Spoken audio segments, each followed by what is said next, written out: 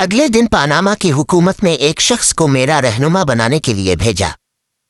इसका नाम फीडल था और वो लंबा दुबला पतला और अपने वतन पर वाज़े तौर पर फख्र करने वाला शख्स था। इसने बताया कि इसके परदादा ने हिस्पानिया से आज़ादी के लिए बोलीवार के साथ मिलकर जंग लड़ी थी। जब मैंने बताया कि मेरा ताल्लुक टाम्पेन से है, फीडल का चेहरा खुशी से चमक उठा। इसने कॉमन सेंस को हिस्पानवी में पढ़ा था। अगरचे वो अंग्रेजी रवानी से बोलता था, लेकिन जब इसे पता चला कि मैं इसकी मादरी ज़बान हिस्पानवी बोल सकता हूँ, वो जज्बात से मगलूब हो गया। बहुत से गैर मुल्की यहाँ बरसों रहते हैं और हमारी ज़बान सीखने की जहमत नहीं करते, इसने जज्बात से भरे लहजे में कहा। फीडल मुझे एक तरक्की याफ्ता इलाके में ले गया जिसे इसने नया पानामा कहा।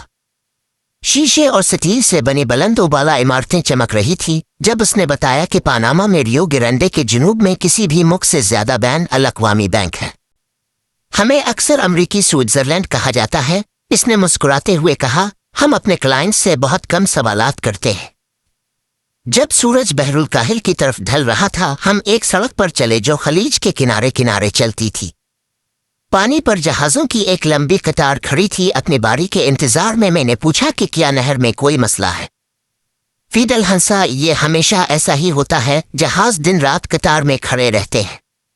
आधी जापान से आते हैं, अब वहां जाते हैं अमेरिका से भी ज्यादा। मैंने एतराफ़ किया कि ये मेरे लिए नई बात है।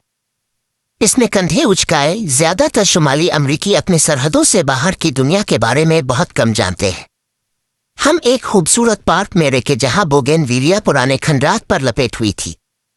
एक तख्ती पर लिखा था कि ये एक कला था जो अंग्रेज समंदरी डाकुओं से शहर की हिफाजत के लिए बनाया गया था।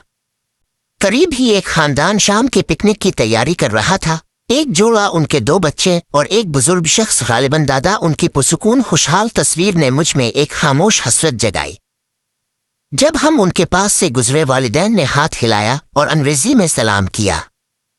तजस्सुस में मैंने पूछा कि क्या वो सयाह हैं। वो हंसे और वो शख्स हमारे पास आया।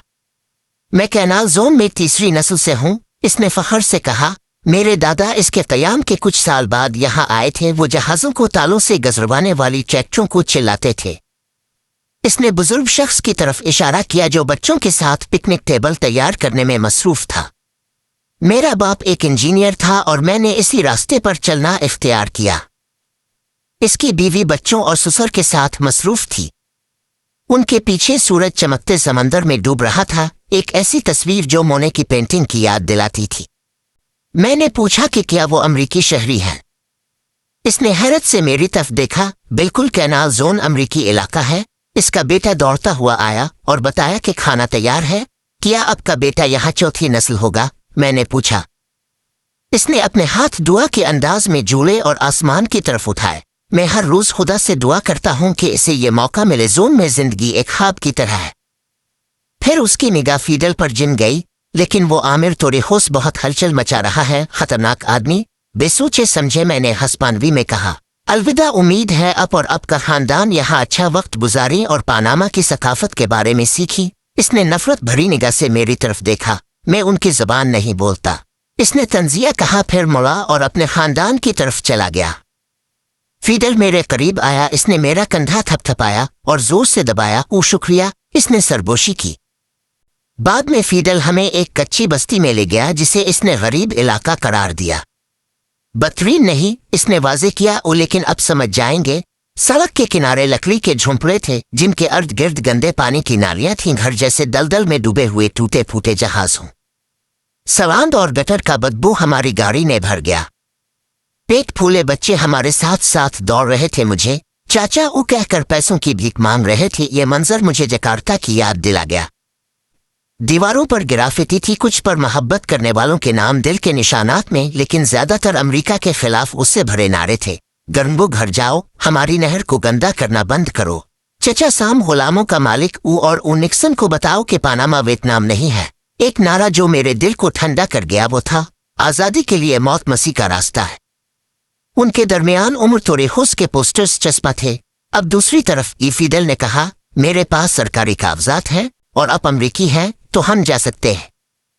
बनफशी आसमान के नीचे हम कैनाल जोन में दाखिल हुए। मैं जितना तैयार था वो काफी ना था। सफ़ेद इमारतों की चमक, साफ सुथरे लान पुरतयश घर, गल्फ कोर्सेज, दुकानें और थिएटर्स ने मुझे हैरान कर दिया।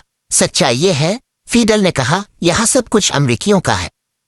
हर कारोबार, ग्रोसरी स्टोर्स, हज्जाम की दुकानें, रेस्टोरेंट, सब कुछ पानामा के कवानीन और टैक्सों से आज़ाद है। यहाँ 7-18 हॉल गल्फ कोर्सेज हैं, अमरीकी डॉकखाने हर जगह हैं, अमरीकी स्कूल और अदालतें हैं। ये हमारे मुख के अंदर एक अलग मुख है। इसने मेरी तरफ देखा, फिर शहर की तरफ इशारा किया। वहाँ फीकस आमदनी सालाना $1000 से कम है और बेरोजगारी की शरह 30% है। इस कच्ची बस्ती में जो हमने देखी, कोई भी इस आमदनी के करीब नहीं और मुलाजमत तो तकरीबन कोई नहीं। इसके लिए क्या किया जा रहा है? मैंने पूछा। इसका चेहरा गुस्से से उदासी में बदल गया। हम क्या कर सकते हैं? इसने सर हिलाया। ओ लेकिन तोरेहोस कोशिश कर रहा है, वो हमारे लिए लड़ रहा है और शायद ये इसकी जान ले ले। वो अपने लोगों के लिए आखिरी दम तक लड़ेगा। जब हम कैनाल जोन से निकले, फीडल का मूड हल्का हो गया। आपको नाचना पसंद है? इसने जवाब का इंतजार किए बगैर कहा। चिल्लू कुछ खाना खाते हैं और मैं आपको पानामा का एक और रुख दिखाता हूँ।